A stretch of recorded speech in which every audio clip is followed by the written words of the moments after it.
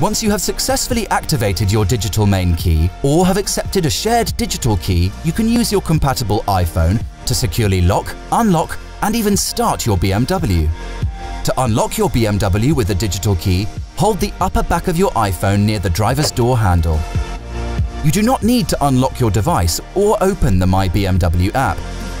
If your iPhone happens to go into power reserve mode and needs to be charged with the default express mode turned on, you can still use your BMW digital key for up to 5 hours.